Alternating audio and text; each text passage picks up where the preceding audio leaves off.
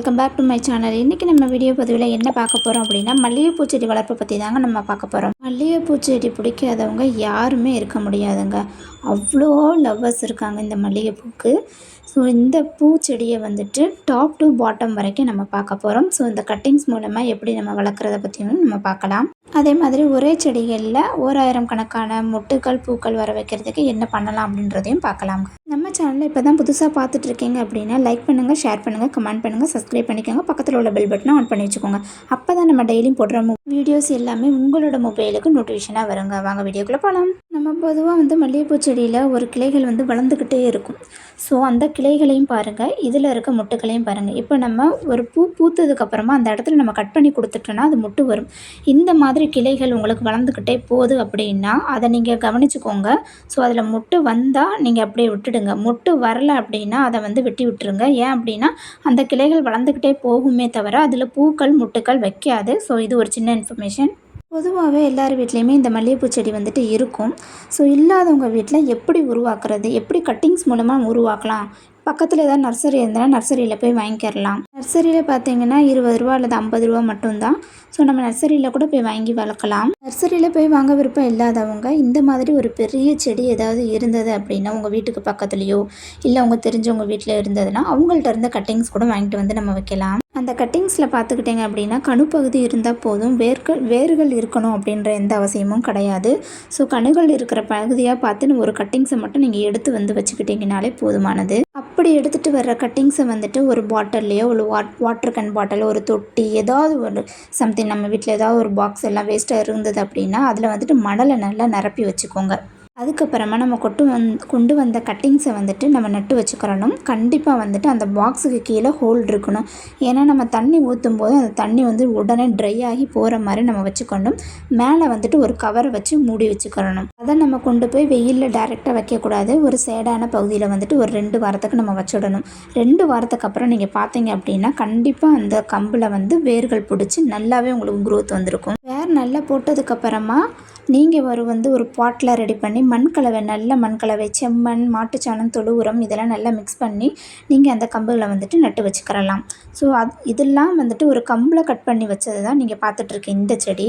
கட்டிங்ஸை cut பண்ணியாச்சு, வேர் வச்சாச்சு, நம்ம செடியில் நட்டு வச்சாச்சு. அதுக்கப்புறமாட்டு நட்டு வச்சதுக்கப்புறம் நமக்கு பூக்கள் மொட்டுக்கள் வரவே வராது, செடி வளரவே வளராது, அப்படியே இருக்கும் சில பேர் வீட்டில். இதுக்கு என்ன பண்ணலாம் அப்படின்றதையும் பார்க்கலாம். அதுக்கு நீங்கள் பார்க்க வேண்டிய ஒரு விஷயம் என்ன அப்படின்னு பார்த்துக்கிட்டிங்கன்னா நல்ல நீர்ப்பாசனம் இருக்கிற இதாக பார்த்துக்கணும். இப்போ நீங்கள் தொட்டியில் தண்ணி ஊற்றுறீங்க அப்படின்னா அது ட்ரைனேஜ் வழியாக கீழே இறங்குதா இல்லை அப்படியே தேங்கி இருக்குதான்னு நீங்கள் ஃபஸ்ட்டு ஸ்டெப் பார்த்துக்கணும்.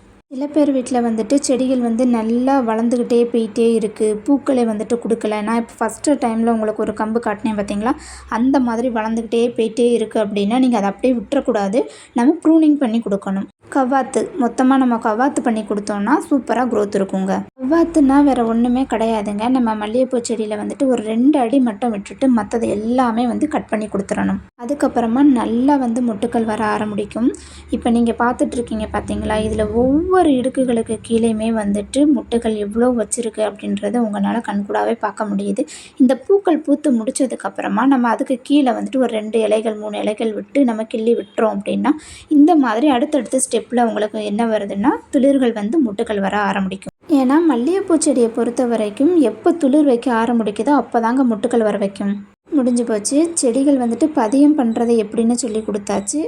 உங்களோட செடி ஹைட்டாக போகுது அப்படின்னா அதை எப்படி கட் பண்ணி கொடுக்கணும், எப்படி கவாத்து பண்ணணுன்றதும் சொல்லி கொடுத்தாச்சு. உங்களோட செடிகளில் மொட்டுக்கள் பூக்கள் வரல அப்படின்னா 2 வாரத்துக்கு ஒரு முறை நல்ல 1 கிலோ மாட்டுச்சாணம் தொழு உரம் நீங்கள் செடிகளுக்கு போட்டு நல்ல நீர்ப்பாசனம் தண்ணி கொடுத்துட்டு வந்தாலே போதுங்க. மல்லிகைப்பூ செடி பொறுத்த வரைக்கும் பூக்கள் பூக்கிற சமயத்தில் நிறைய பூச்சி தாக்குதல் ப்ராப்ளம் வரும். ஒரு 20 ml 1 லிட்டர் வாட்டரில் வேப்பெண்ணெய், நீம் ஆயில் நம்ம உரக்கடையில் கேட்டாலே கிடைக்கும். நீம் ஆயில் வாங்கி 1 லிட்டர் வாட்டரில் 20 ml அதிலே நம்மளுக்கு மெஷர்மெண்ட் கொடுத்துருப்பாங்க.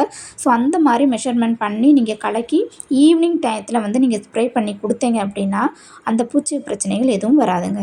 அப்படி நம்ம ஸ்ப்ரே பண்ணி கொடுக்கும்போது அந்த இலைகள் மேலே. This video sponsor by Moto shopping. இந்த ஷாப்பிங்கை நம்ம கிச்சனுக்கு தேவையான அனைத்து பொருட்களும் பெஸ்ட்டான முறையில் பெஸ்ட்டான பொருட்களை வாங்கிக்கிற முடியுமா? உங்களுக்கு தேவையான பொருட்கள் வாங்கணும் அப்படின்னு நினச்சிங்கன்னா கீழே டிஸ்கிரிப்ஷனில் லிங்க் கொடுத்துருக்கோம். லிங்க்கை டச் பண்ணி உங்களோட ஆர்டர்ஸ் ப்ளேஸ் பண்ணிக்கோங்க. Happy shopping. அந்த கசப்பு தன்மைகள் மேலே படும்போது அந்த பூச்சிகள்லாம் தோட்டத்தை விட்டு ஓடி போயிருங்க. பூச்சி தொல்லைகள் கண்ட்ரோல் பண்ணுறதுக்கான டிப்ஸையும் உங்களுக்கு கொடுத்தாச்சு. உங்களுக்கும் நான் வீடியோவில் காட்டியிருக்கிற மாதிரி பூக்கள் கொத்து கொத்தாக பூக்கணும், எல்லா இடத்துலையும் மொட்டுக்கள் வைக்கணும் அப்படின்னு நீங்கள் நினச்சிங்கன்னா அதுக்கு நம்ம தேமோர் கரைசல் அப்படின்ற ஒரு கரைசலை நம்ம ரெடி பண்ணணும்.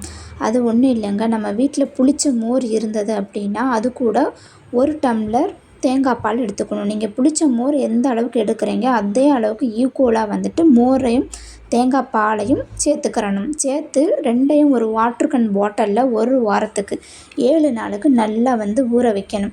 ஊற வச்சிட்டிங்க அப்படின்னா அந்த பாட்டிலை காலையில் ஈவினிங் 2 நேரமும் நல்லா குலுக்கி கொடுக்கணுங்க. 7வது நாள் நம்மளுக்கு அதில் ஃபர்மெண்டேஷன் நடந்திருக்கும். அந்த கரைசலை 7 நாளுக்கு ஒரு ஷேடான பிளேஸில் தான் வைக்கணும், வெயிலில் கொண்டு போய் வைக்கக்கூடாது. 7வது நாளுக்கு அப்புறம் 1:9 ரேஷியோவில் நீங்கள் அதை மிக்ஸ் பண்ணி செடிகளுக்கு ஸ்ப்ரே பண்ணி கொடுக்கணும்.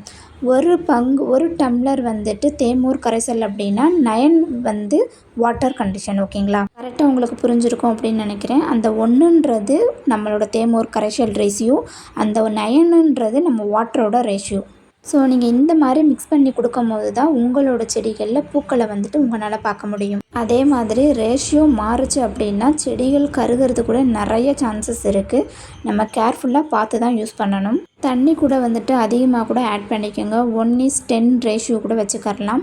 1 மடங்கு நமக்கு 1 டம்ளர் தேமோர் கரைசலாக இருந்ததுன்னா 10 மடங்கு தண்ணி நம்ம ஆட் பண்ணணும். அப்படி நம்ம ஸ்ப்ரே பண்ணி கொடுத்ததுக்கப்புறமா நம்மளோட இலைகளில் தெரியும், ஒயிட்டாக அந்த கோடிங் நம்மளுக்கு தெரியும் பாருங்கள்.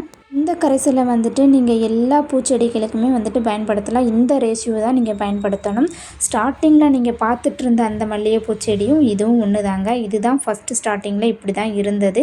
ஸோ அதை எப்படி நான் எந்த அளவுக்கு வளர்த்துருக்கேன் அப்படின்றத நீங்கள் ஸ்டார்டிங்கில் பார்த்துருப்பீங்க. இந்த ஸ்டேஜில் உள்ள மல்லிகைப்பூ செடி தான் அப்போ அந்த ஸ்டேஜில் இருக்குது. இந்த மாதிரி சின்ன சின்ன இலைகள் பூச்சி இருக்குதா அப்படின்றத நம்ம மொத்தமாக குமிஞ்சி இலைகள் இருக்கும்போது நம்மளுக்கு அதை டேரெக்டாக பார்க்க முடியாது. ஸோ கிட்ட போய்ட்டு அந்த லீஃபெல்லாம் எப்படி இருக்குன்னு ஒன்ஸ் எப்பயுமே செக் பண்ணிக்கோங்க. நம்மளோட செடிகளை நல்ல முறையில் நம்ம வளர்க்கணும் அப்படின்னா நம்ம தான் அதை பாதுகாப்பாக கேர் பண்ணி பார்த்துக்கிறணும். கண்டிப்பாக இந்த வீடியோ பதிவு உங்கள் எல்லாருக்குமே பிடிச்சிருக்கும் அப்படின்னு நினைக்கிறேன். கண்டிப்பாக லைக் பண்ணிடுங்க, ஷேர் பண்ணிங்க, கமெண்ட் பண்ணுங்கள். Happy gardening.